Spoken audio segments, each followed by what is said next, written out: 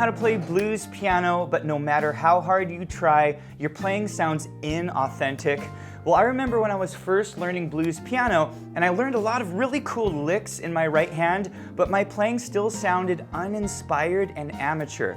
Until one day I discovered that the root of my problem had nothing to do with my right hand and learning more licks, and it had everything to do with my left hand accompaniment. So in today's lesson, I'm going to show you how you can fix this very common problem for blues piano players so that hopefully you can unlock a more professional sound in your playing. So let's go ahead and dive in. All right, when you're first learning the blues, there's a very good chance that you were taught the blues shuffle, and it sounds like this.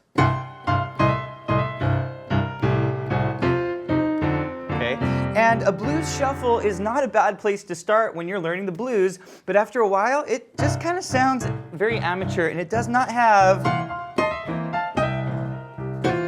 that kind of chill, lazy blues sound that a professional would play. So you might try a different left hand, like a 4 on the floor. Okay? But again, this is very amateur sounding. I'm just playing an ordinary C7 chord on each beat. So then you might think, okay, well, what if I jump up to the chord? What if I play like this? Okay, and once again, it does not have a very professional sound. And finally, you might be thinking, okay, well, what if I do a shuffle, but I jump up to the chord? So what if I play it like this?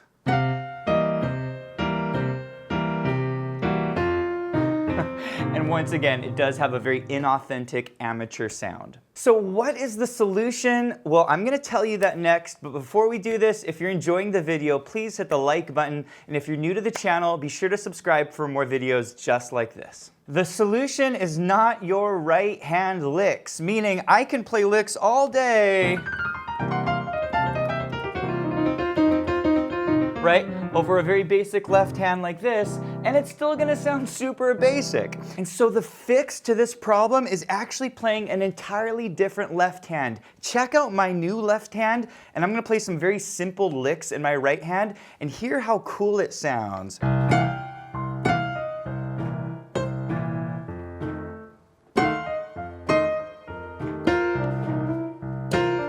Okay? I think that sounds so much better, even though I was doing way less in my right hand, because it's in my left hand that we get that nice, smooth kind of blues foundation that we can build the right hand licks on. So if you want to fix your blues playing, you gotta focus on your left hand, and then you can start adding the blues licks in your right hand. So that's what we're gonna do next, and I'm gonna show you a very simple 3-step process to fixing your left hand, and it doesn't matter your playing level. I'm gonna show you a beginner, intermediate, and advanced version, so stay tuned for that. All right, are you ready for this? Step number 1 is to stop playing these big 7th chords that you're typically taught when you first learn the blues. Now, it is important to learn your 7th chords, but if you're using this as your left hand accompaniment, okay, it does sound super amateur.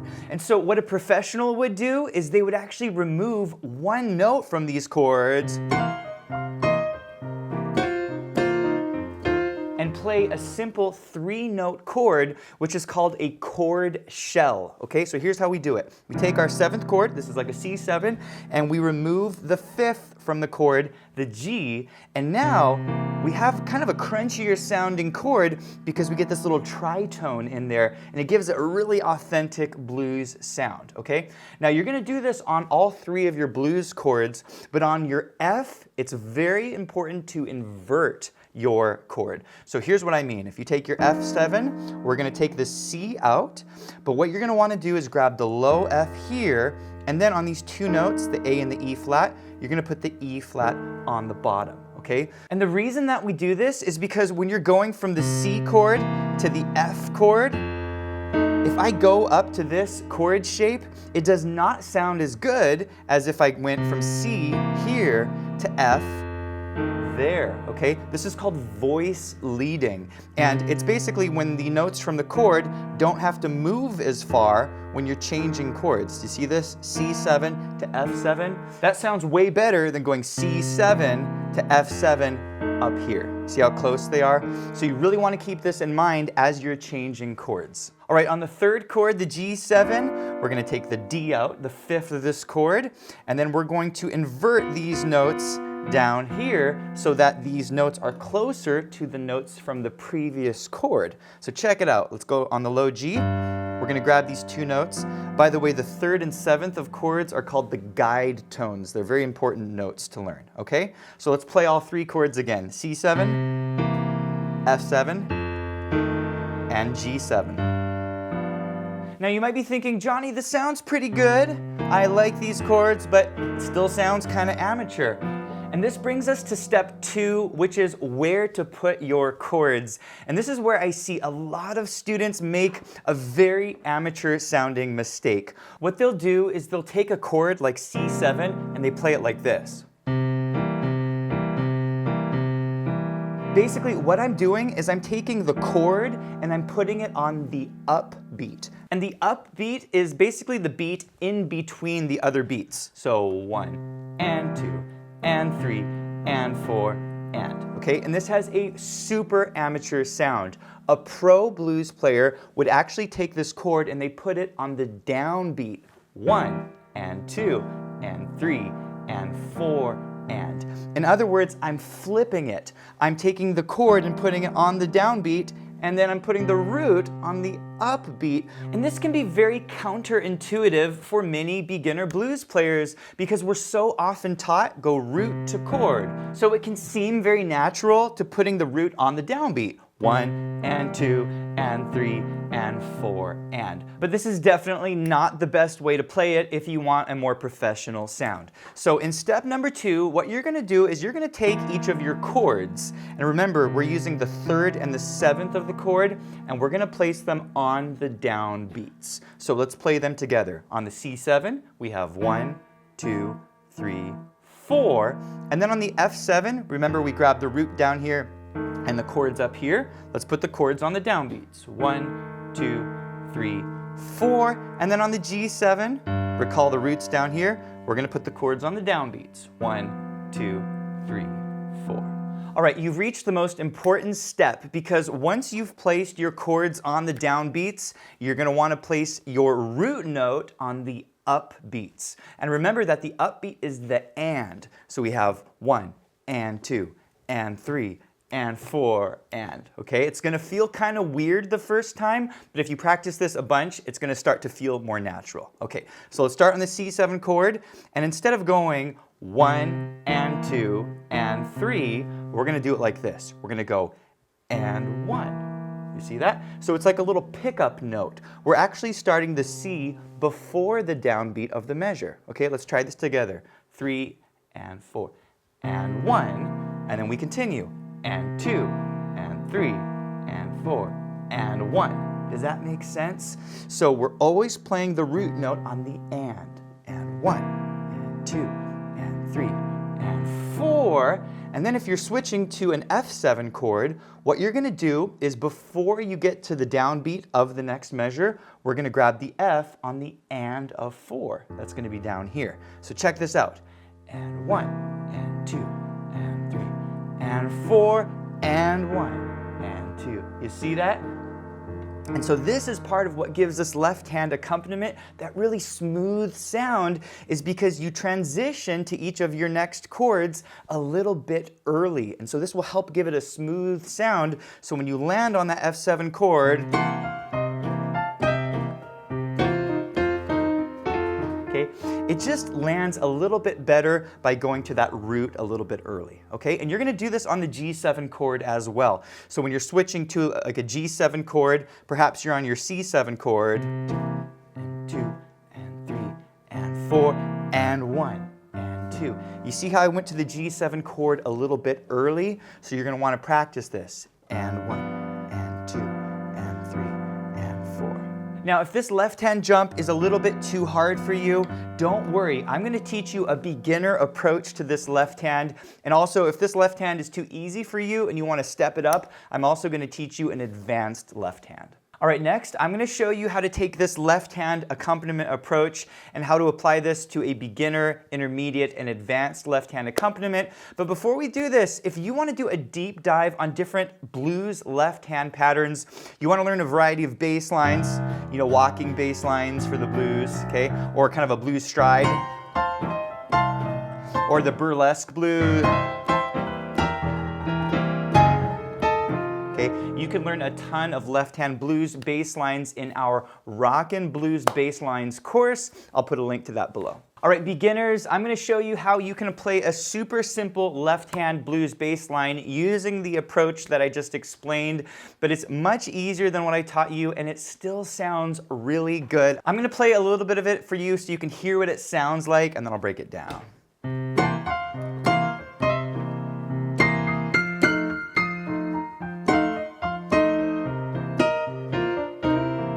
Right. So basically what I'm doing is I'm taking each of my chords, C7, F7, and G7, and I'm simply playing them in root position, okay? And again, it does sound better to invert your chords, but the nice thing is that if you play them in root position, you don't have to jump as far on chords like your F chord, okay? So on the C chord, we have and 1, and 2, and 3, and 4, and then going to F, we have and 1, and 2, and 3, and 4, and then on the G, you can play it up here, and 1, and 2, and 3, and 4. All right, if you are an intermediate student, guess what? You already learned your left-hand bass line because it's the one that I taught you. And 2, and 3, and 4, 2, 3, 4, okay? Now, I do want to mention that there are two ways that you can play this particular left hand. One way is that you can hold the root when you go up to the chord. You see what I'm doing? This becomes a little bit harder on the F because you really have to stretch, okay? So on chords like the F, you can let go of the root note and jump up to the chord. That's fine, but make sure to use your pedal. So I have and 1, and 2, and 3, and 4, okay? And a real quick note on pedaling, I go down on the F, and then I go up on the chord so it's short. And 1, and 2, and 3, okay? All right, now I know some of you watching are advanced pianists, and you want to play a super cool sounding left hand, so check out what this sounds like, and then I'll break it down for you.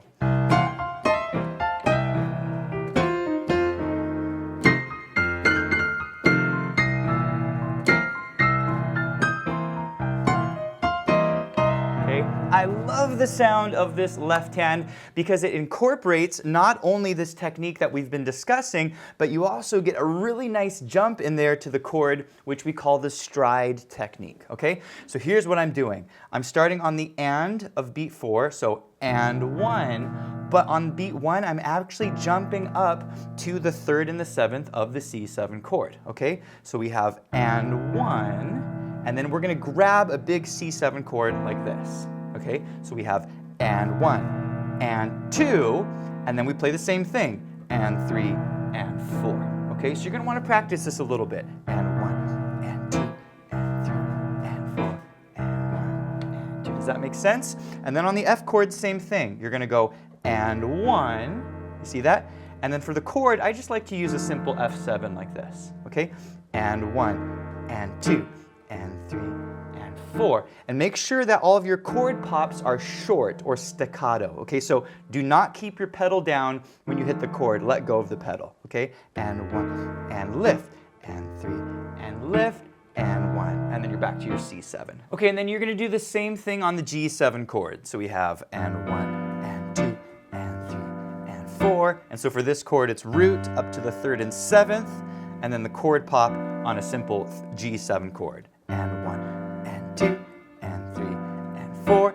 And then remember, when you switch to a new chord, 3, and 4, and 1, make sure to go to the root note on the and of beat 4 before the chord changes. All right, you've done a fantastic job, and the very last thing I want to do with you is play these left-hand accompaniments over the 12-bar blues so you can see exactly how to switch between the chords. We're going to play with the included backing track, and by the way, this lesson comes with 3 downloadable backing tracks at different tempos. You can also download and print the lesson sheet music you're seeing up here on the top left of your screen. And you can change the key of this entire lesson with the click of one button with our smart sheet music. So I'll put a link to all of that below. And we're first going to play the beginner left-hand accompaniment, then we'll do intermediate and advanced. So here's the beginner accompaniment. 2, and here we go. And to the F, and back to C, okay? Now you can do some improv in the right hand. And back to F.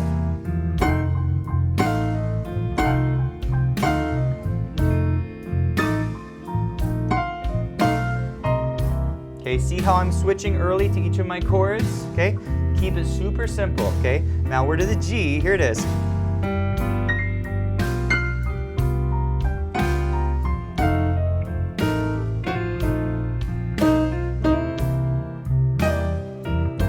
And back to a G7, okay? Sounding great.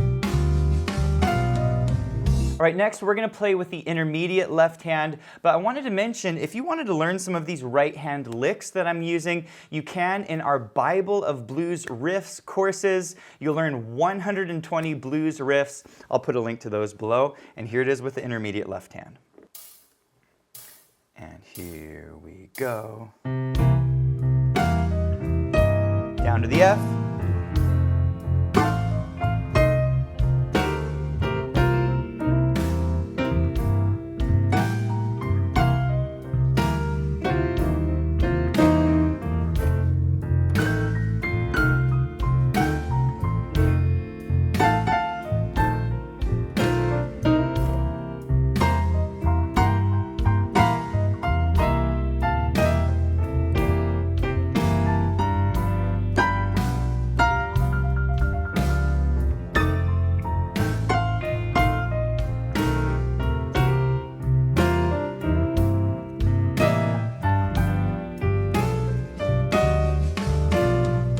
All right, next we're gonna play with the advanced left-hand accompaniment, but I also wanted to mention that if you wanna learn how to invent your own blues licks, you can in our 10-lesson blues challenge. This is a course series for beginner to advanced level players where you learn virtually every technique that I use when I'm improvising blues licks. So I'll put a link to those courses below, and here it is with the advanced left-hand accompaniment.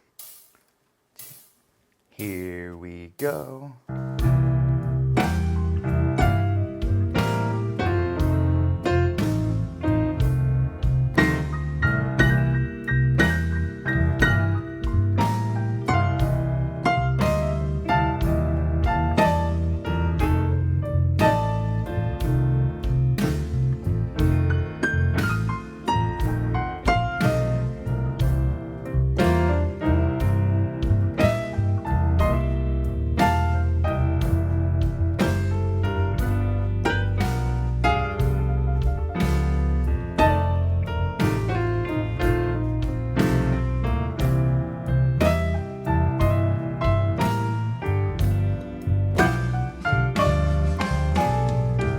Hey, thanks for watching, and if you enjoyed the lesson, please let me know in the comments. Also, be sure to check out pianowithjonny.com. We have over 1,000 step-by-step lessons for all playing levels where you'll learn your favorite songs, styles, and how to improvise at the piano. Thanks for watching, and I'll see you in the next one.